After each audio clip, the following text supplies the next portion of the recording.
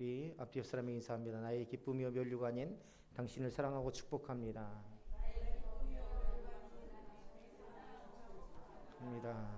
우리 정동 권사님 질병을 잘 이기시고 건강한 모습으로 나와주셔서 감사합니다.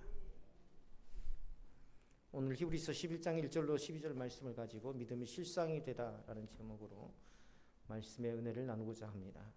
우리는 종종 믿어서 손해볼 것 없다라는 말을 자주 씁니다.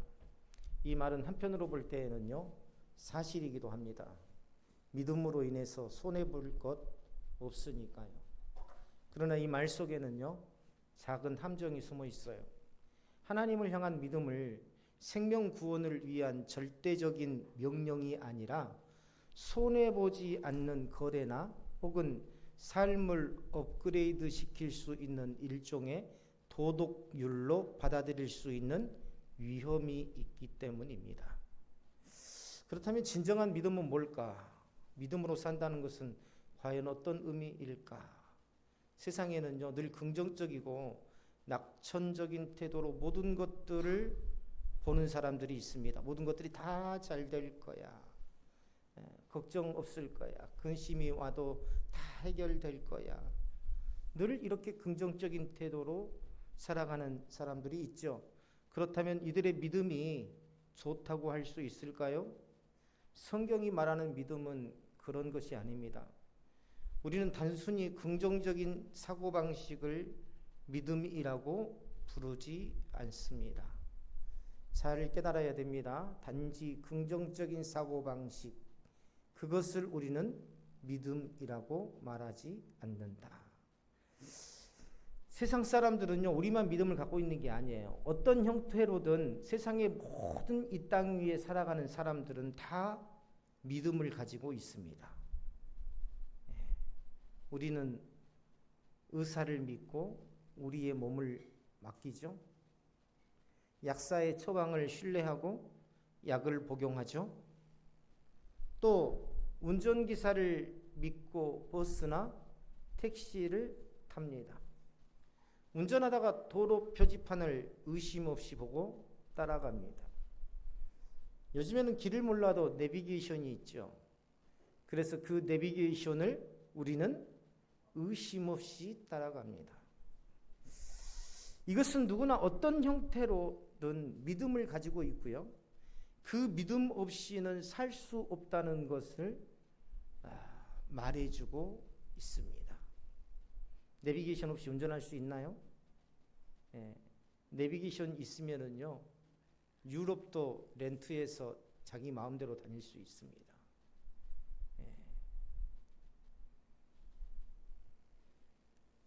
그런데 그것은 어떤 것을 바탕으로 합니까? 내비게이션을 반드시 신뢰할 때에 그 내비게이션을 따라가고 그 정해진 목적지에 이룰 수 있게 되더라. 하지만 모든 것을 의심하는 사람이 있다고 한번 생각해 보십시오. 자, 그 사람의 생활은 어떨까? 매우 혼란스럽고 불안정할 것입니다. 우리가 사람 관계를 만날 때에 사람을 끊임없이 의심하는 사람들이 있죠. 그 사람들의 삶을 자세히 들여다보세요. 유심히 들여다보면 그 사람들의 삶이 굉장히 불안정하다는 것을 또 혼란스럽다는 것을 우리는 깨닫게 됩니다. 모든 것을 의심하는 사람들은요 의사에게 진료를 받을 때에도 약을 처방받을 때에도 의심을 거두지 못합니다. 그러다 보면 건강을 유지하는 것조차 어려워지죠. 이러한 사람들은요 사람과의 관계에서도 어려움을 겪을 수밖에 없어요. 친구나 가족의 말과 행동을 끊임없이 의심하고요. 신뢰하지 못한다면 어때요? 결국 온전한 가족, 온전한 사람과의 관계가 이루어질까요? 되지 않습니다. 결국은 외로움과 고립감에 빠져들게 돼 있죠. 이처럼 모든 것을 의심하면서 사는 사람은요 자신의 판단이나 결정을 신뢰하지 못한 채 남뿐만 아니라 다른 것뿐만 아니라 환경뿐만 아니라 자기 자신의 판단조차 믿지 못해요. 이게 잘못되면 어떡하지? 이게 틀렸으면 어떡하지? 늘 불안정하고 늘 두려워합니다. 그러다 보면 우리의 삶 자체가 비효율적이 되는 거죠. 일상생활의 결정도 굉장히 힘겨울 수밖에 없습니다. 예를 들어 식품을 구매할 때에도 제품이 안전한지 의심하게 되고, 요즘에 광고가 사람을 그렇게 자꾸 의심하게 만드는 것 같아요. 우리가 예전에 뭘 살 때 뭐 표시 성분까지 다 보고 샀습니까? 그렇지 않잖아요. 그런데 요즘에는요, 좀 깨어있는 여성들은 다 성분 표시를 보고 산다고 해요. 뭡니까? 의심하는 거죠. 안전한지 의심하게 되고, 직장에서 내게 주어진 업무가 올바른 것인지 확신하지 못해서 능률이 떨어지게 되고, 삶의 큰 선택을 할 때에도 자신의 결정에 확신을 가지기 어렵습니다. 이러한 지속적인 의심, 결국 삶의 질을 크게 떨어뜨리고 평안과 만족을 누리기 어렵게 만들더라. 기쁨이 넘치는 사람들, 감사가 넘치는 사람들, 이런 사람들을 보세요. 어려운 환경 속에서도요, 늘 웃고 다닙니다. 늘 감사가 넘칩니다. 늘 찬송합니다. 왜 그렇습니까? 전능하신 하나님께서 나를 굳건하게 지켜주시고 나를 인도해 주신다라는 그러한 믿음, 그러한 신뢰가 확고하기 때문입니다. 결국 이 말은 무슨 말이냐? 믿음이 없이는 사람의 삶이 정상적으로 유지되기 어렵더라. 다시 말하면 하나님을 믿는 사람이든 믿지 않는 사람이든, 어찌됐든 하나님을 믿지 않는 사람이라도 그 무엇인가 대상으로 믿고 있어요. 그렇죠? 자기 자신을 믿든지, 어떤 환경을 믿든지, 어떤 조건을 믿든지, 어떤 다른 종교를 믿든지, 우리는 크고 작은 믿음을 통해서 일상을 영위하면서 자신과 이 타인과의 관계 속에서 조화와 안정을 찾습니다. 모든 것을 의심하는 삶은요, 이 조화를 깨트려요. 이 안정을 깨트립니다. 그래서 불안정하고 스스로의 삶에도 해로울 수밖에 없더라는 것이죠. 그러나 우리가 말하는 성경적인 믿음은요, 이러한 것들과는 차원이 다르죠. 우리는요, 기억해야 됩니다. 뭘? 어떤 형태로든 믿음이 없는 사람은 삶 자체가 무너질 수밖에 없다라는 사실을 우리는 잊지 말아야 되더라. 그러면 믿음이 뭘까요? 우리의 믿음은요, 그 대상에 있어서 세상 사람들이 가지고 있는 믿음과는 전혀 다릅니다. 그 대상에 있어서 경력을 믿고, 지식을 믿고, 신용을 믿고, 또 그런 것과는 아주 다른 것이죠. 히브리서는요, 우리 믿음의 대상인 한 인격, 한 분을 제시하는데 그분이 누구예요? 곧 예수 그리스도입니다. 히브리서의 모든 초점은 이 예수 그리스도에 맞추어져 있어요. 예수 그리스도 한 분을 믿는 이 믿음의 초점이 맞추어져 있어요. 히브리서 1장과 2장에서는요, 우리의 믿음의 대상이신 예수 그리스도께서 천사나 선지자들보다 우월하신 분이시다라고 증거했어요. 그리고 3장과 4장에서는 뭐라고 했습니까? 모세나 여호수아나 그들보다도 위대하신 분이 예수 그리스도이시다. 모세와 여호수아는요, 이스라엘 백성들을 가나안 땅으로 인도했지만 예수님께서는 우리를 살아계신 하나님께로 인도하신 분이십니다. 5장부터 10장까지는요, 예수 그리스도께서 우리를 위한 제물이시고 우리의 대제사장이라는 것을 증거했습니다. 구약의 모든 제사는 십자가에서 우리의 죄를 대신해서 죽으신 예수 그리스도를 예표하고 있다라고 지난 시간에 우리가 히브리서를 묵상하면서 배웠지 않습니까? 예수 그리스도는 구약의 모든 제물의 완성입니다. 구약의 제사장들은 중보자로서 하나님 앞에 백성들을 위한 제사를 드렸는데, 그러나 주님은 아론보다 더 위대한 제사장이시다라고 히브리서 기자는 증거했지 않습니까? 이처럼 히브리서 10장까지는 우리의 믿음의 대상이신 예수 그리스도 곧 하나님에 대해서 말씀하고 있습니다. 그리고 오늘 11장에서 믿음에 대해서 말하고 있는데요, 이 믿음으로 살았던 사람들의 이야기를 쭉 기록하고 있어요.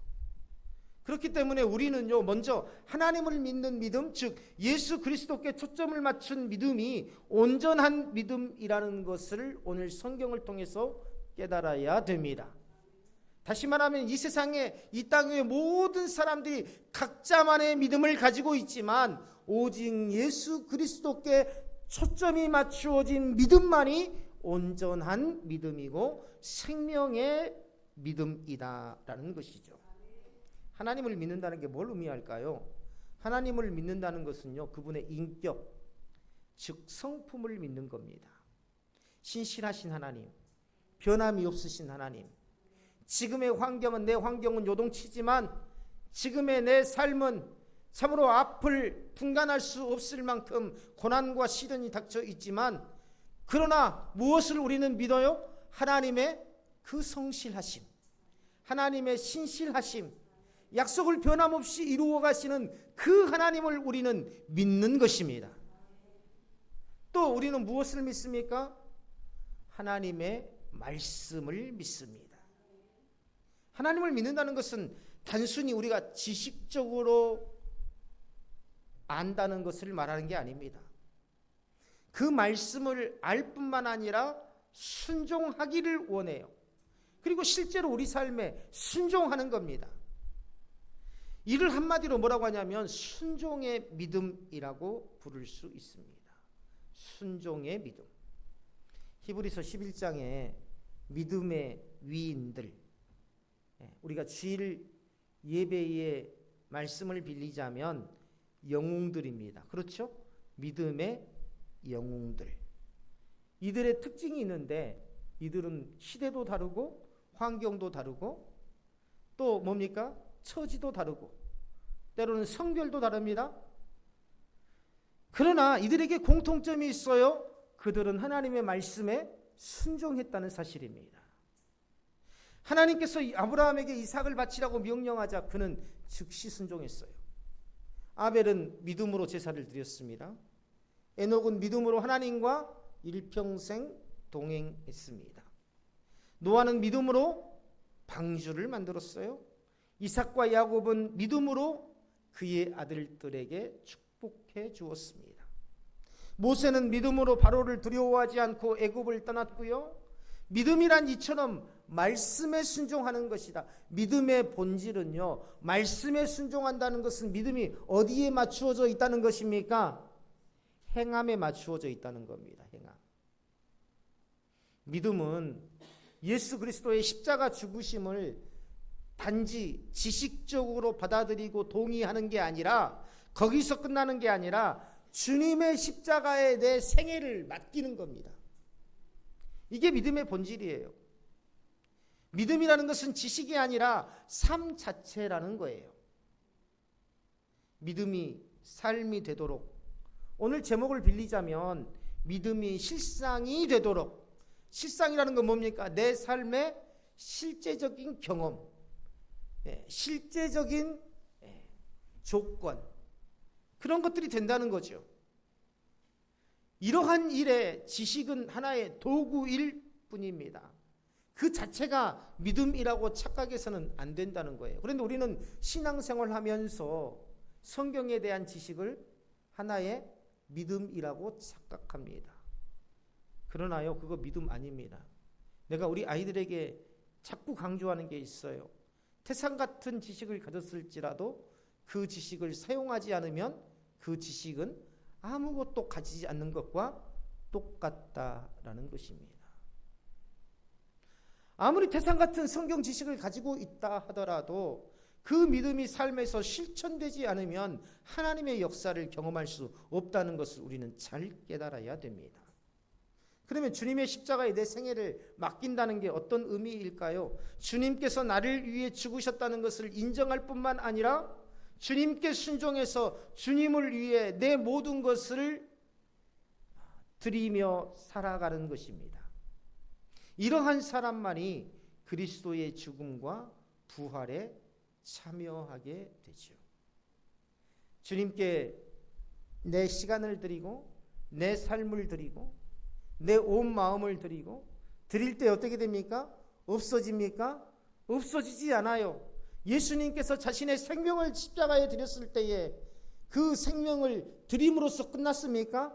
어떤 역사가 일어났죠? 부활의 역사가 일어났지 않습니까? 이게 바로 진리입니다. 우리가 하나님을 믿는 믿음으로 하나님 앞에 내 삶을 드리고 내 시간을 드리고 내 마음을 드릴 때에 그 안에서 부활, 생명의 역사가 일어나게 되더라. 생명은 뭘로 이어집니까? 결실로 이어지죠. 생명은 결실로 이어집니다.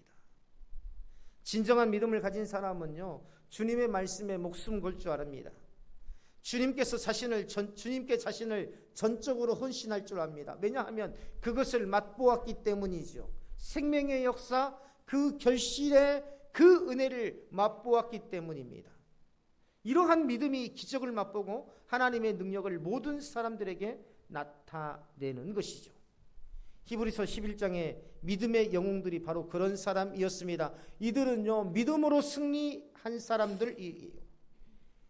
앞서 말했지만 히브리서는 유대인으로서 예수를 믿는 사람들에게 쓴 편지입니다. 유대인이면서 유대교에서 나와서 예수 그리스도를 구주로 믿는 사람들, 이들이 유대교도들한테 굉장한 핍박을 받았다라고 했죠. 당시 유대교가 기반인 이 이스라엘 안에서, 히브리인들 안에서 이 유대교를 믿지 않는다는 것은 사회적으로 이방인이 되는 것이고 사회적으로 소외된다는 것을 의미하죠. 유대인의 기독교인들은요, 적대와 핍박을 당했었고 믿음의 경주를 포기하고 돌아설 위험에 처해 있었습니다.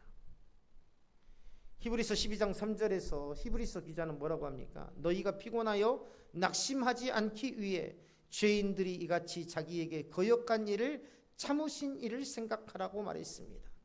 또 예수님을 믿음으로 핍박을 당하는 이들에게 인내로서 우리에게 당한 경주를 경주하자라고 권면했습니다. 오늘날 우리도 마찬가지예요.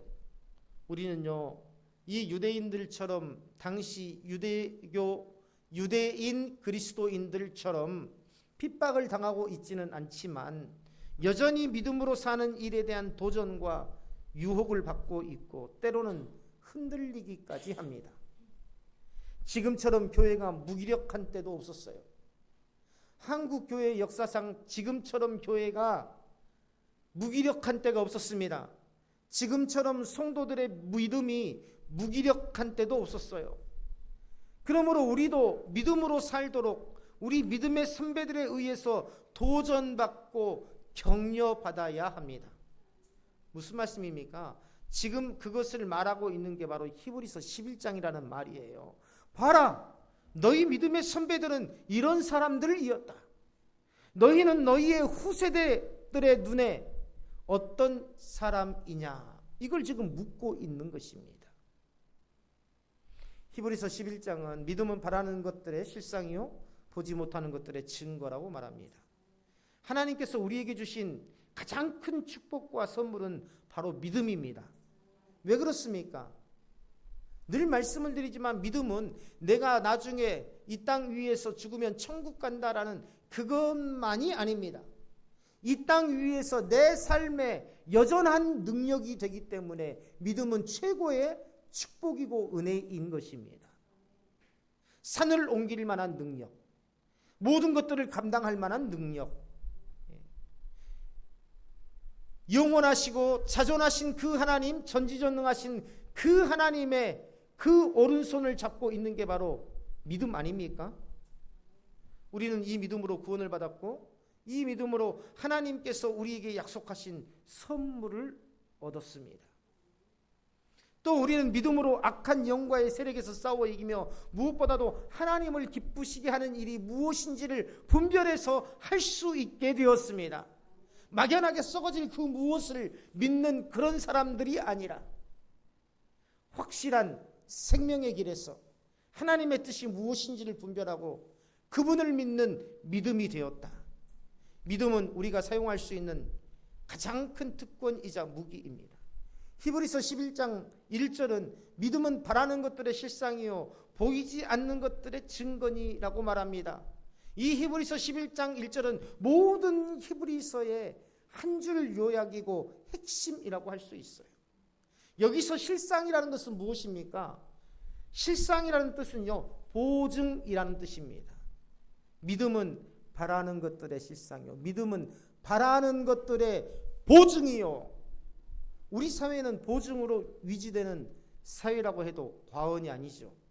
사실 지금은 은행권에서도 보증이라는 제도가 없어졌지만 말로만 없어진 것이 실제로는 어떻습니까? 여전히 남아있죠. 한낱 종이에 불과한 국가와 은행이 보증해주면 한낱 종이에 불과한 것이 수천만 원이 되고 수억 원이 됩니다. 도장 하나 찍으면 뭐예요? 수십억 원의 수표가 됩니다. 그래서 우리는 종이 한 장을 가지고도 그것이 일정한 액수의 돈이라는 것을 인식하게 되죠. 어떻게 알 수 있습니까? 어떻게 그걸 확신할 수 있어요? 한낱 종이에 불과한데 불에 넣으면 금방 사라져버릴 그런 종이에 불과한데 왜 그것이 큰 액수의 가치가 있는 것이라는 것을 확신할 수 있습니까? 국가가 보증해 주기 때문입니다. 예를 들어 집을 살 때 우리가 한번 생각해 보자고요. 먼저 모델하우스나 집을 구경한 후에 마음에 들면 어떻게 합니까? 계약합니다. 그 계약서는 뭐예요? 집의 실체입니까? 그 계약서 위에서 자고 그 제 계약서 위에서 씻고 하나요? 안 그러잖아요. 그 계약서는요 한낱 종이 쪼가리에 불과합니다. 그런데 우리는 그 계약서를 쓰고 상당한 돈을 지불을 하죠. 그리고 그 계약서에 지정된 날짜가 되면 그 집에서 살게 될 것을 믿어 의심치 않습니다. 그리고 그때가 되면 잔금을 지불하고 그 집에 입주하게 됩니다. 그런데 본문에서 말하는 믿음은요 이러한 수표나 계약서보다 더 확실하더라. 왜냐하면 요즘에 건설회사 부도가 굉장히 많이 난다고 해요. 지금 군 단위나 이런 시골 지역에서는 아파트를 대단지로 지어놓고 부도가 나가지고 그대로 흉물스럽게 방치되는 것도 많고요. 완공을 했는데도 불구하고 저 세종만 가도요. 세종 지역만 가도요. 1층 상가가 다 비어 있어요. 시내가 텅텅 비어 있어요.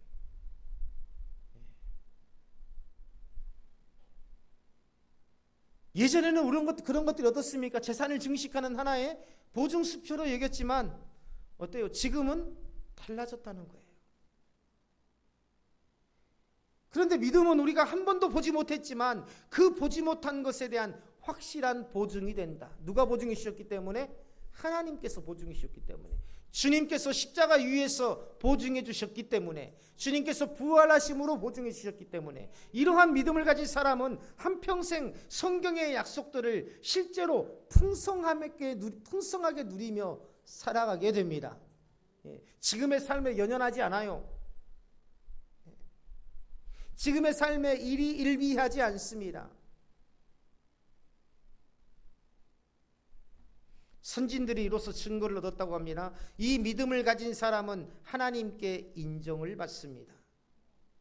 현대어 성경에서는요, 이 구절이 어떻게 기록되어 있는고 하니, 예전에 하나님의 인정을 받은 사람들도 이러한 믿음으로 인정을 받았던 것입니다 라고 기록하고 있어요.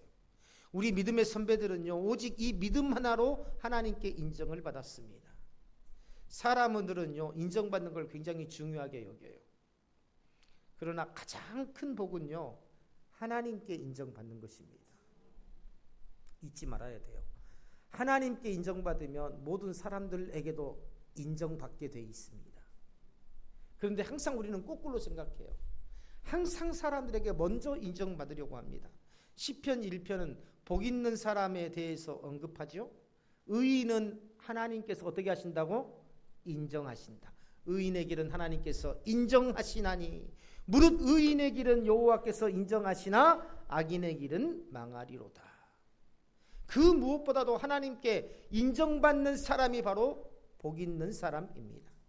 히브리서 11장에 나오는 믿음의 사람들은요, 하나님께 인정받는 사람들이에요. 하나님께 인정받으면 소망이 넘치고 확신에 찬 삶을 살게 됩니다. 하나님께서 인정해 주시지 않는 사람은 실패할 수 없으며, 이 인정해 주시는 사람은 실패할 수 없고 넘어지지 않더라.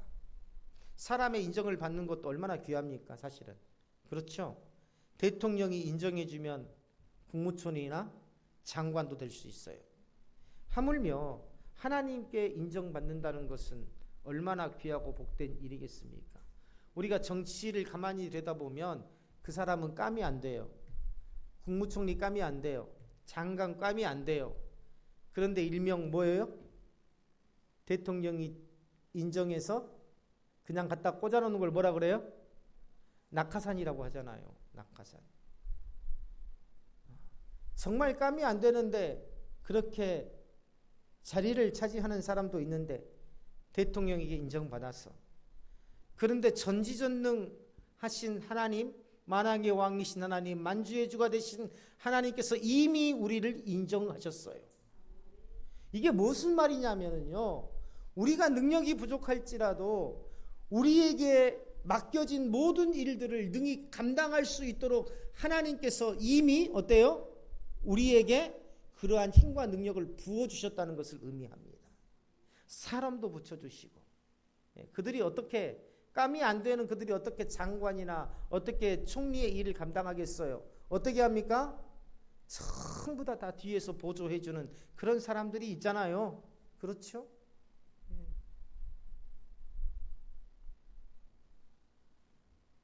요셉과 다니엘은 적국에서 절대적으로 불리한 형편에 처해 있었습니다. 그러나 하나님께 인정받자 오히려 최강대국이었던 적국 애굽과 바벨론의 이인자들이 되었더라.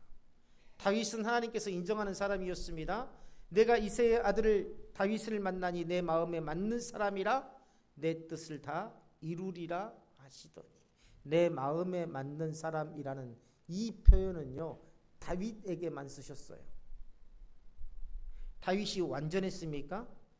완벽했습니까? 아니에요. 그런데 하나님께서는 다윗에게만 내 마음에 맞는 사람이다.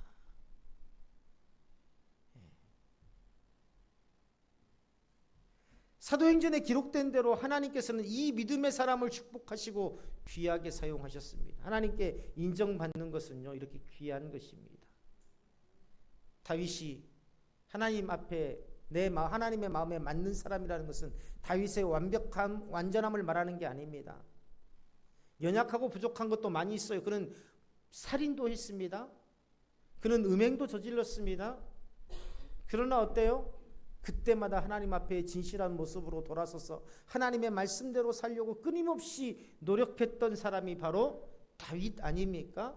자신의 인생 사는 동안에 끊임없이 하나님 편에 서려고, 끊임없이 하나님께로 더 가까이 나아가려고 노력했던 사람이 바로 다윗 아닙니까? 이걸 귀하게 여긴 것입니다. 어떻게 하나님께 인정받을 수 있을까? 바로 다윗과 같은 그 믿음. 매일매일 내가 연약하고 부족하지만 하나님께 더 가까이 가려는, 더 하나님의 마음에서 더 내가 묵상해보려, 생각해보려는, 하나님의 뜻을 더 깊이 묵상해보려는 그것을 하나님은 믿음으로 보시더라. 어떤 경우에도 하나님을 사랑하며 신뢰해야 합니다. 그리고 하나님의 말씀에 순종해야 됩니다. 때로는 믿음 때문에 사람에게 인정을 받지 못하고 오해와 믿음을 받는다 해도 두려워하지 말아야 돼요. 하나님께 인정받는 것이 더 복되고 귀한 것이고, 하나님께 인정받으면 지금 원수되었을지라도 나중에 어때요? 오히려 하나님으로 인해서 더 화목하게 되더라. 더 신실한 관계가 되더라. 그래서 예수님께서도 말씀하시죠. 내가 이 땅에 화평을 주러 온 줄 아느냐? 뭘 주러 왔노라? 검을 주러 왔노라. 믿음으로 하나님께 인정받는 동역자들이 되시기를 주님의 이름으로 축복합니다. 믿음을 갖지 못했을 때는요, 성경의 말씀들이 이해가 안 됩니다. 성경 지식이 믿음의 실체라고 생각했는데 그게 아닌 이유가, 성경 지식이 믿음의 실체가 아닌 이유가 뭐냐면, 믿음을 갖기 전에는 성경을 읽고 성경 말씀을 들어도 이해가 전혀 안 갑니다. 그런데 믿고 나니까, 무엇을 믿어요? 하나님을 믿고 나니까, 내 구주 예수 그리스도를 믿고 나니까 그때부터 성경이 들리기 시작해요. 진리의 성령께서 내 마음을 열어주시고 내 귀를 열어주시고 내 영적인 시야를 열어주셔서 하나님의 말씀을 깨닫게 하시고 이해하게 하시고 실천할 수 있는 용기를 주시더라. 하나님께서 세상을 창조하셨다는 것과 내가 있다는 것을 믿음이 있기 전에는 이해할 수 없었습니다. 하나님이신 예수님께서 우리를 위해 사람이 되사 세상에 오신 것과 우리를 위해 고난당하시고 죽으시고 부활하셨다는 것이 허황되게 들릴 뿐입니다. 나를 위해서 예수님께서 죽으셨다고? 하나님께서 나를 지으셨다고? 정말 허황된 말로 들릴 뿐이죠. 그러나 일단 믿음을 갖게 되면 모든 것들이 너무나도 분명하고 당연하게 믿어집니다. 그게 바로 믿음으로 믿음에 이르게 한다는 사도 바울의 증거입니다. 하나님께서 부어주시는 그 믿음이 있어요. 그 믿음 안에서 우리의 믿음이 날마다 더 자라갈 수 있는 겁니다. 그래서 본문은 이렇게 말씀하고 있어요. 히브리서 11장 3절 보세요. 믿음으로 모든 세계가 하나님의 말씀으로 지어진 줄을 우리가 아나니 보이는 것은 나타난 것으로 말미암은 것이 아니니라. 어떤 사람이 하나님께서 천지를 창조하셨다는 것을 믿게 되자 모든 성경 말씀이 다 믿어지더라. 간증하는 그러한 책에서 간증하는 내용을 본 적이 있습니다. 창세기 1장 2절에 태초에 하나님이 천지를 창조하시니라, 이것을 믿기 시작하니까 성경의 모든 내용들이 한때는 허황되게 보였는데 그 모든 것들이 다 어떻게 돼요? 진리로 여겨지더라. 이 진리를 깨달았을 때에 내 인생관과 가치관, 세계관이 정립되는 겁니다. 천지를 창조하신 전능하시고 위대하신 하나님께서 또한 나를 창조하셨습니다. 나는 어쩌다가 우연히 생겨난 존재가 아니죠. 천지를 창조하신 하나님께서 나를 지으셨어요. 하나님께서 왜 나를 지으셨겠습니까? 하나님의 선하신 뜻과 목적이 있기 때문에 그래요. 내가 어쩌다 생겨났다고 생각하는, 내가 어쩌다가 내 조상이 원숭이로 해가지고 어쩌다가 내가 털이 다 빠지고 몸에 털이 다 빠지고 어쩌다가 내가 내 두뇌가 정말 지능이 높아져가지고 호모사피엔스가 되고 내가 사람이 되고 이런 진화론자와 바로 그런 사람들이죠. 어쩌다가 우연히 생겨났다고 생각하는 것.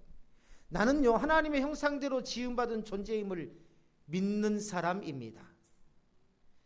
이 사람은요 인생의 목적과 가치에 대해서 완전히 다를 수밖에 없어요. 다시 말하면 내가 어쩌다가 우연히 생겼다, 어쩌다가 내가 이 집에서 엄마 아빠의 아들로 딸로 태어났다, 이런 인생관을 가지고 살아가는 사람과 하나님께서 나를 지으셨고 하나님께서 나를 지으시고 이 땅에 보내신 분명한 목적이 있다라는 그러한 믿음을 가지고 사는 사람은요 인생관과 세계관 자체가 다를 수밖에 없더라는 것입니다. 이 믿음을 가진 사람은 자신의 존재와 가치, 삶의 목적에 대해서 올바른 자세를 가지고 살아갑니다. 온 세상 만물을 바라볼 때에도 하나님의 손길을 바라보죠. 왜요? 나를 지으신 그 하나님의 손길이 저 나무도 지었대, 저 강물도 지으셨대, 저 구름도 지으셨대. 그런 관점으로 바라보기 때문에 어때요? 모든 것들이 하나님의 은혜입니다. 모든 것들이 하나님의 은혜.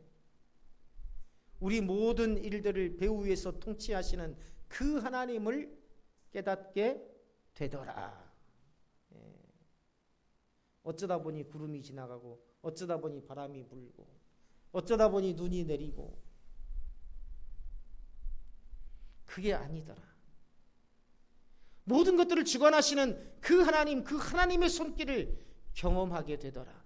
이러한 사람은 여호와는 나의 목자시니 내가 부족함이 없으리로다 라고 고백하게 됩니다. 얼마나 멋진 말입니까? 날마다요 이 말씀을 묵상하시기를 바랍니다. 되뇌이시기를 바랍니다. 여호와는 나의 목자시니 내가 부족함이 없으리로다.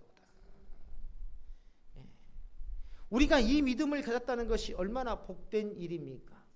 하나님께서 나의 목자 되신다는 것. 우리의 믿음은 그 대상이 하나님이라는 점에서 세상 사람들이 가지고 있는 신념이나 막연한 믿음, 긍정적인 사고방식 등과는 구별될 뿐만 아니라 이 믿음은요, 하나님을 신뢰하며 그분의 말씀에 순종하는 것.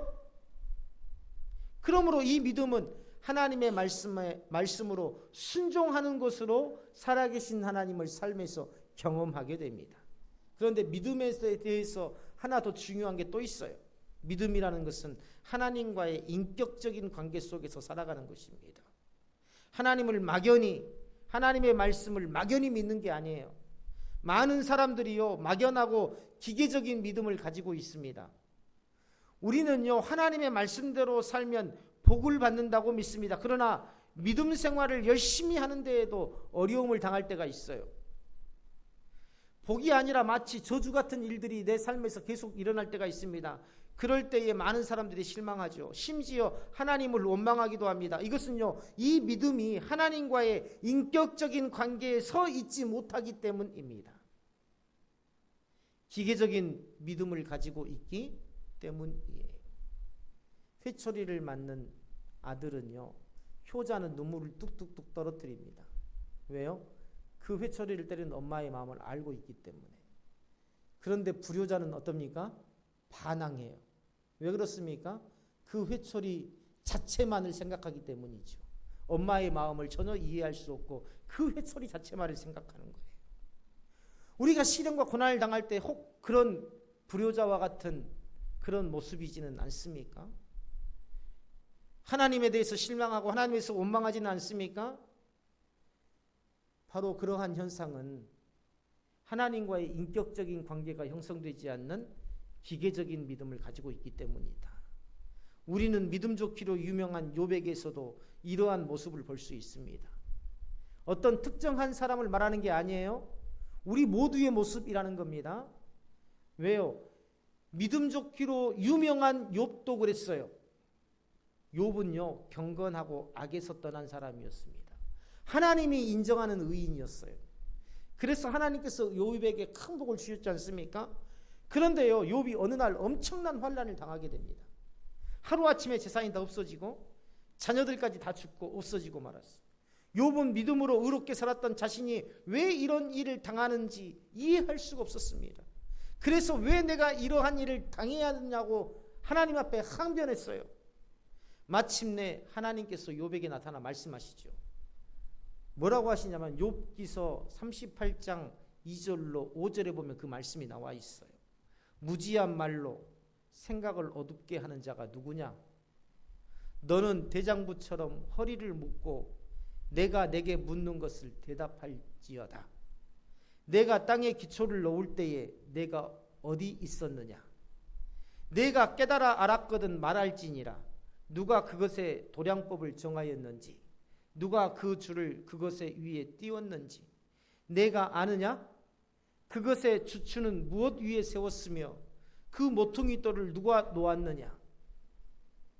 이 세상의 자연 모든 만물을 지으신 그 하나님의 기쁘신 뜻을 내가 알기냐 하냐는 겁니다. 욥은 선하게 살고 죄를 짓지 않으면 복을 받고 환난을 당하지 않을 거라고 생각했어요. 하나님을 믿으면 모든 것들이 만사형통이라고 생각했어요.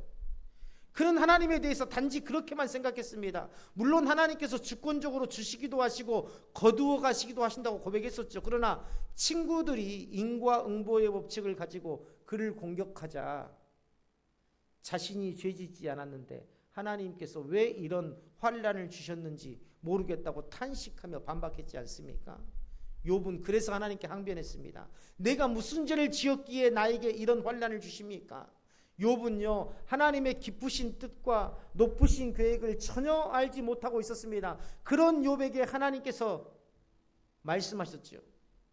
나는 전능한 창조주이고 모든 것을 다스린단다. 내가 너에게 더 큰 복을 주기 위해서 내 인생에 개입하고 있는 것이다. 더 큰 복을 주시기 위해서 내 인생에 개입하고 있는 것이다.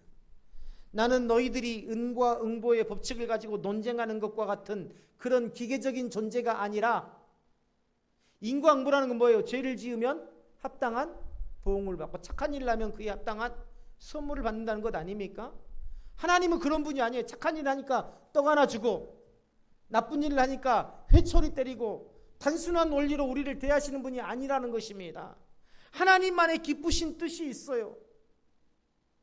너에게 더 큰 복을 주기 위해서 내 인생에 개입하고 계시는 그 하나님의 손길이 있다는 겁니다. 나는 만물을 창조했고 다스리며 내 인생의 주인이며 너의 아버지이다. 나는 너에게 더욱 놀라운 복을 주기 원하여 내 인생에 개입한 것이다. 이게 하나님께서 욥에게 주신 말씀입니다. 욥은요, 이러한 하나님의 말씀을 듣고 크게 깨달았죠. 그리고 자신의 무지함을 고백하면서 회개했습니다. 욥이 여호와께 대답하여 이르되 주께서는 못하실 일이 없사오며 무슨 계획이든지 못 이루실 것이 없는 줄 아오니 무지한 말로 이치를 가리는 자가 누구니까? 나는 깨닫지도 못한 일을 말하였고 스스로 알 수도 없고 헤아리기도 어려운 일을 말하였나이다. 내가 말하겠사오니 주는 들으시고 내가 묻겠사오니 주여 내게 알게 하옵소서. 내가 주께 대하여 귀로 듣기만 하였사오나 이제는 눈으로 주를 배옵나이다. 그러므로 내가 스스로 거두어드리고 티끌과 재 가운데에서 회개하나이다. 이게 욥의 고백입니다. 하나님을 믿는다는 것은 단순히 선하게 살면 복을 주실 것이라고만 그걸 믿는 게 아니에요. 하나님을 사랑하며 신뢰하는 것입니다. 어떤 상황 속에서도 하나님께서 하시는 모든 일을 기뻐하며 받아들이는 것이고 하나님의 말씀과 그분의 모든 뜻을 기꺼이 순종하는 것입니다. 히브리서 11장에 언급된 믿음의 영웅들은 철저하게 이러한 믿음을 가진 사람들이었어요. 자기의 사랑한 독자 아들, 그 아들을 제물로 드리라고 하는 그 명령에도 순종할 정도로 이런 믿음을 가진 사람은 그 무엇도 그를 넘어뜨릴 수 없습니다. 세상이 무서워하는 믿음, 세상이 두려워하는 믿음, 감히 세상이 어떻게 할 줄 모르는 건드리지 못하는 그런 믿음, 그 믿음을 소유한 사람은 큰 확신을 가지고 우리의 보증이 되신 하나님을 붙잡고 살아가더라는 겁니다. 믿음으로 사는 사람은요, 어떤 경우에도 하나님을 사랑하고 신뢰하며 그 말씀대로 순종합니다. 그러므로 믿음으로 사는 사람은 아무리 어려운 형편에 있다 해도 하나님께 인정받습니다. 무엇으로? 믿음으로. 하나님께 인정받으면 더 이상 문제가 되지 않더라. 사랑하는 동역자 여러분, 오늘 히브리서 11장에서는 모든 믿음의 선배들, 그 믿음으로 결국은 승리한 믿음의 사람들을 이야기하고 있습니다. 오늘 우리가 어떠한 환경에 있든지 어떠한 처지에 있든지 우리가 어떠한 마음에 있든지 이 믿음 안에서 하나님을 신뢰하고 나를 의로운 오른손으로 인도하신 그 하나님을, 그 성품을 믿고 그 신실함을 믿고 그분의 말씀을 믿을 때에 내 앞에 모든 문제는 문제가 되지 않는다. 결국은 승리하게 된다는 것을 굳게 붙잡으며 오늘도 주님의 이름으로 선포하며 담대히 나아가는 귀한 삶이 되시기를 주님의 이름으로 축원합니다.